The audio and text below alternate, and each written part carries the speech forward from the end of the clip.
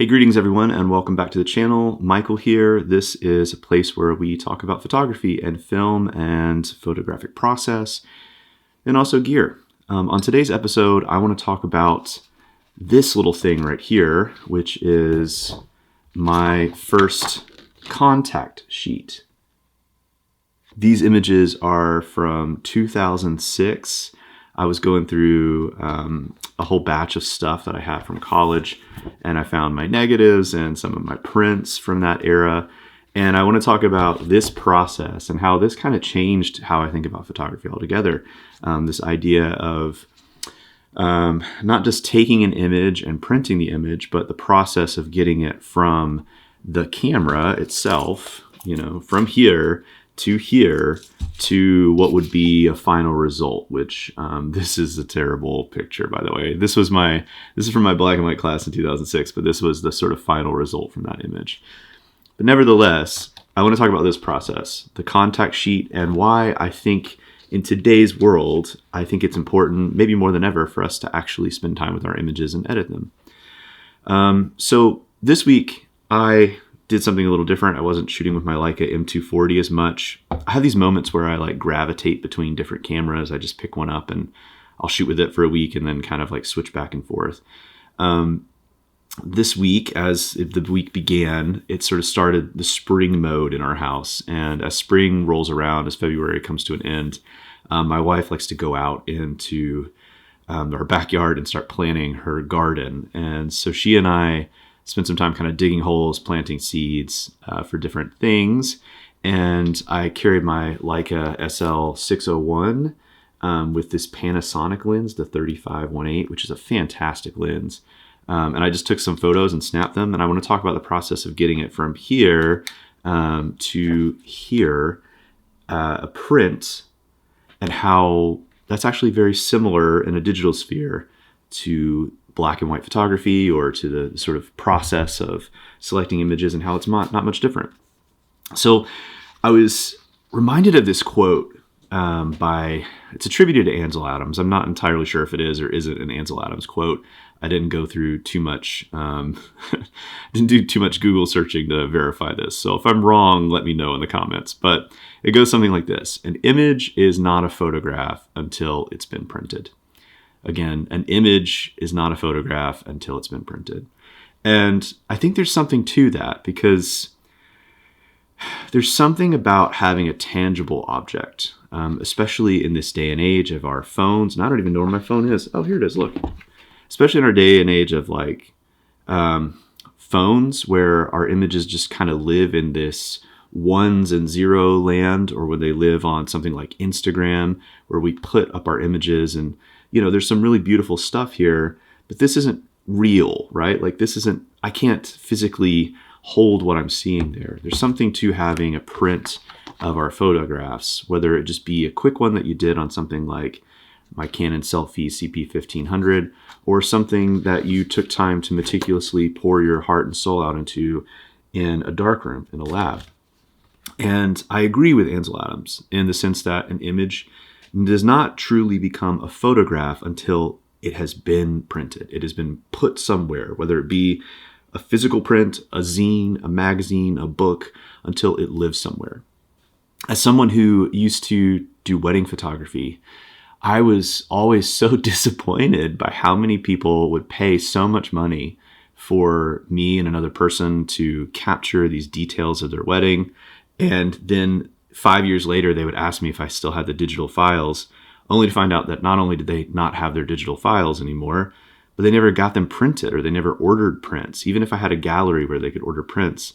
And it was always saddening to know that there's a world where people only want images to exist in their technology and not so much in the real physical world.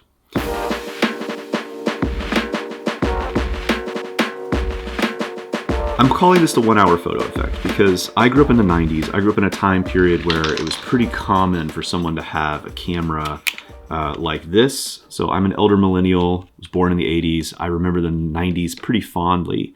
And my parents had one of these little point and shoot cameras, and they would take it with us everywhere. We would drop the roll of film off at our drugstore or at the 1 hour photo, and we pick up our photos later and we would have these prints immediately available to us. And the reason why I want to talk about the 1 hour photo is because I think in this modern world, we've gotten so accustomed to just having looks and LUTs and images that can be quickly edited on our phone and shared on our phone. And we kind of think that like social media and technology is the problem. But really, I think the problem started in the late 60s. So in the mid to late 60s, 1965, there was this corporation's company called Photomat. And they basically started making these little drive-through stations where you could drop off your rolls of film and you could come back 24 hours later and pick up your prints, right? And this, of course, changed the game. Only having to wait a day was truly astounding. You could print something that you had taken a couple days before on your little Canonette, which I wish this camera worked. I wish it did. I need to find a new one of these. You could drop off your film, and the next thing you know, you would have prints a day later. Now, with everything in American culture, faster always wins, right? And so within, a period of 10 to 15 years in the late 1970s and in the early 1980s, there was some pretty major advancements in technology where mini labs became more accessible. And so then you started to see these things called the 1 hour photo open. And then that initially trickled into other areas of life, right? So by the 1990s, the 1 hour photo was not just a store, it was in supermarkets, it was in the drugstore, it was in pharmacies, it was in retail spaces, they were in malls. And it's estimated that there were about 7,600 in total by 1993 at its peak. And so everywhere you went, you could drop off your images and see your prints within a matter of hours. And I think this really began this sort of instant culture where we were sort of detached from the process of editing our images, from the image going from being a roll of film to being something like this on a contact sheet where you would have to select which one you wanted to edit, and then taking the time to actually make a print physically. All of that was stripped from us. And so by the time I was going to film school, my whole entire worldview of film photography was shaped by the 1 hour photo. I thought that I would just take my photos and then I would just drop them off at a lab and they would be done.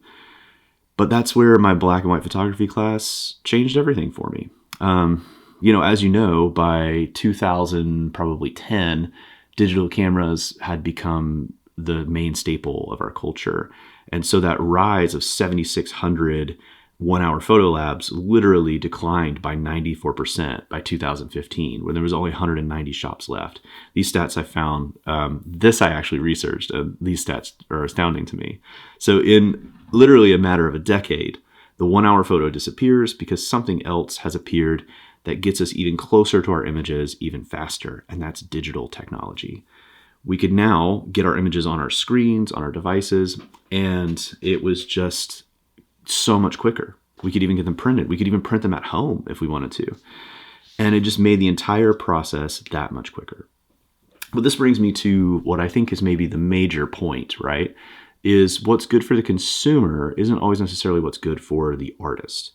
And I think there's two different types of people who own cameras. There are the picture takers. These are people who want to take and share their pictures. And for most of them, throughout the entirety of history, the fastest option is always the best option. So I take my picture on my phone, I take the picture on my camera, I post it online, I share it with people, and then I move on.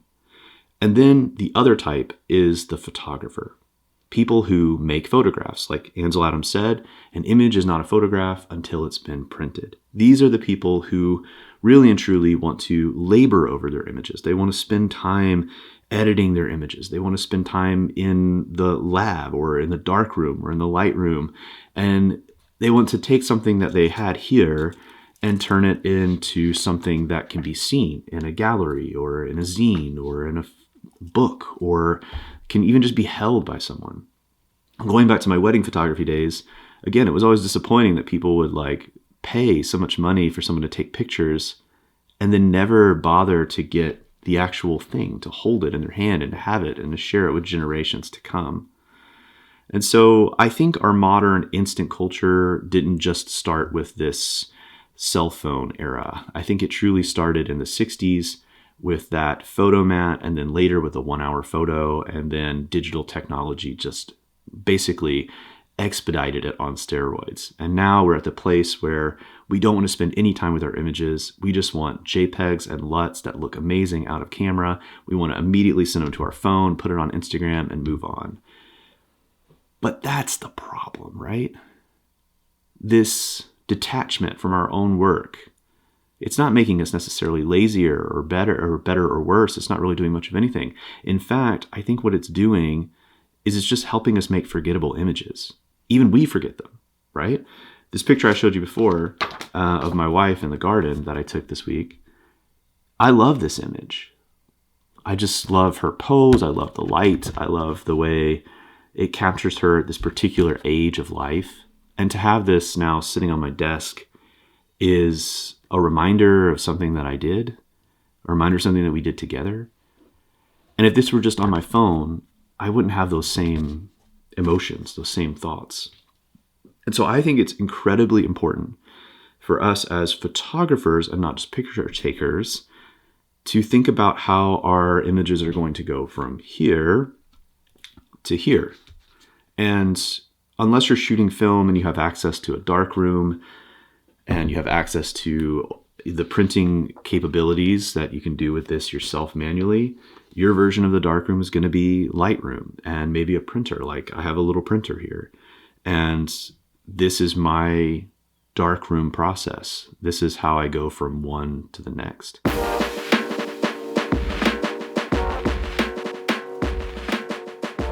So I mentioned a little bit earlier that when I started my black and white photography class, which this would have been 2006, that I was taking these images, which again, I'm not proud of these images, okay? I'm not proud of this photo. You can clearly tell I was messing around with the rule of thirds a little bit in that. But you can tell that like I was going for something. But also look, there's probably 30, 36 images between these two pages. And I picked maybe 3 to actually work on and edit, to dodge and to burn and to spend time with. And that entire concept was foreign to me. Again, I grew up in a 1-hour photo culture. And so I didn't know that much work could go into making a picture, an image, and a photograph. And I was stunned and astounded. And I remember my professor of that class showed us a documentary near the beginning of our time of James Nachtwey. And it was a documentary called War Photographer. And it was really cool. Like he had like some footage from his perspective as he was like in war zones taking pictures. And he was a renowned photojournalist. I'll link below. I think it's all on YouTube. I'll link below the full film. But there was one particular scene which it blew me away, right? Because we often think of photojournalism as quick results, get the picture out to the news as fast as possible, and be as objective as possible. And so I think in my mind, I had just assumed that most photojournalists were just turning over those negatives to whoever their editor was as fast as they could and moving on. But there's a scene where he's preparing some of his images for a gallery. And in it, he is working with a darkroom tech, and they're sort of laboring over all the little spots in this one particular image of a kid in a war zone. And he's like saying where he wants things to be dodged and burned and where he wants things to be edited. And it blew my mind, because it was like, here is this photojournalist spending so much time not to alter the image, right? Okay, like dodging and burning and bringing up like little areas of light and sort of reframing a little bit and repositioning. Those things aren't altering the image. They're bringing out what the image already has. And for him to spend this much time and to be that meticulous, it was like, oh my gosh, this is exciting. And not only is it exciting, like I want to emulate that. And I remember on this contact sheet here, and I wish I could still find the print. I remember this one image right here, this one, of this like car window. Again, don't hold it against me. It was 2006, all right? Of this old car window from downtown Orlando. And I remember printing this thing like probably 10 different times. Each time making all different alterations, each time sort of dodging and burning until I got it exactly how I wanted for the project that we were doing. And that build up such a love for darkroom and for editing photos altogether.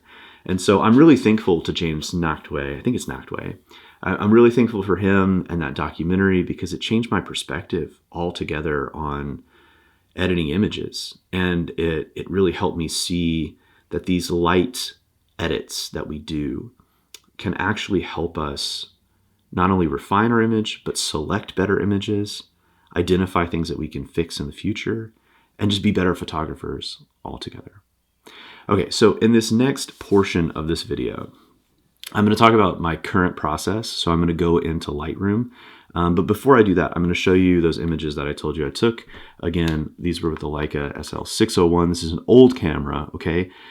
Let me just say, if you're trying to get into Leica and you want to like a good camera that has an incredible grip, an incredible EVF, and you can mount M lenses to it, you can mount old R mount lenses to it, and it has profiles for it, and you can get access to all these L mount camera lenses.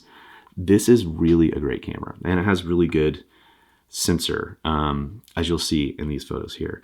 But before I hop into Lightroom, I'm going to show you some of these images. And then if you're not one of those people who's particularly interested in seeing how I edit these photos or what I'm trying to bring out, that's fine. Just hop to the end, and that'll be, just hop to the end and see what happens from there. But anyway, here's those images, and then we'll come back into Lightroom and see kind of how I edit a photo.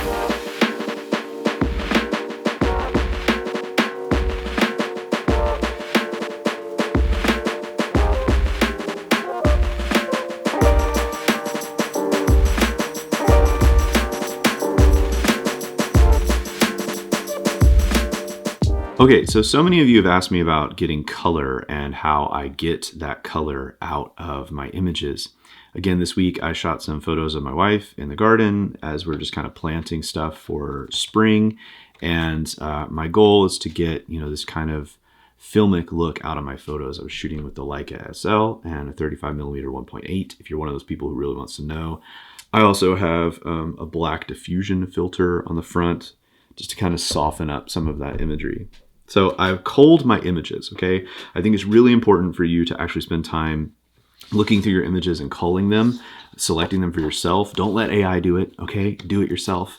Again, this is a contact sheet. Only a handful of these ended up being actual prints.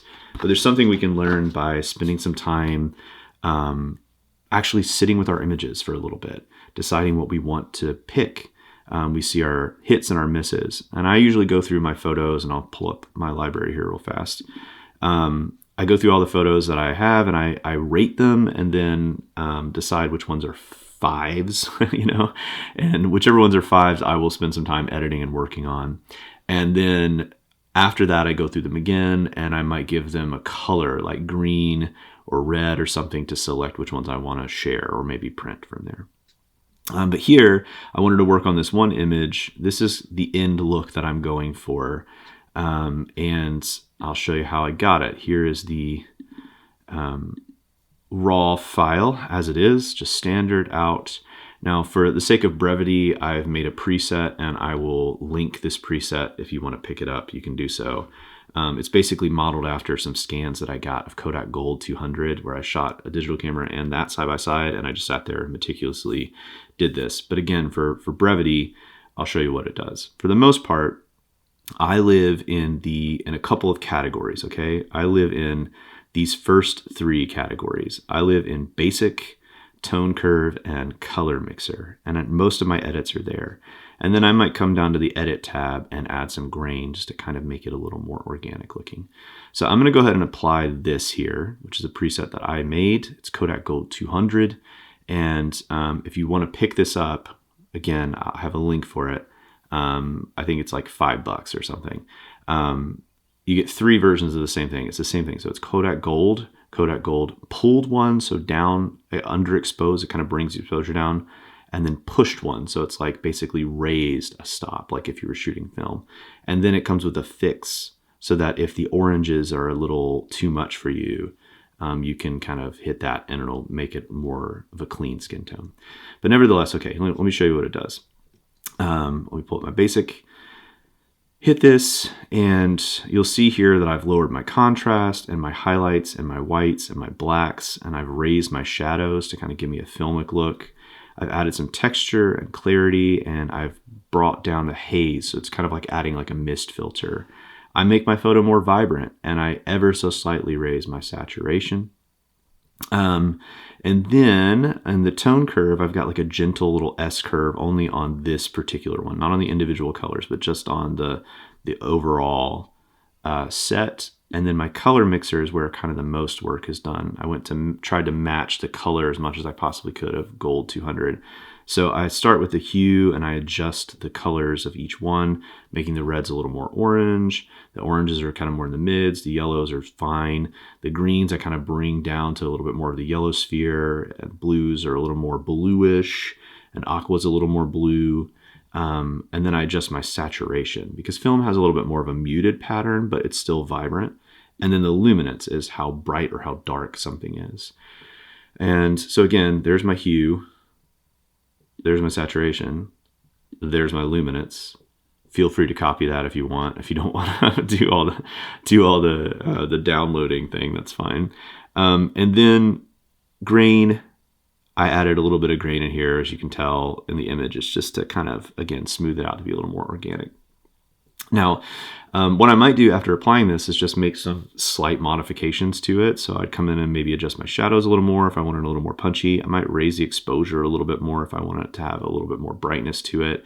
I might just spend some time in this area here, ever so slightly tweaking and adjusting the image. And then if I see like a spot or something, I might go and spot edit or clean it out. And then sometimes, like this one's pretty good.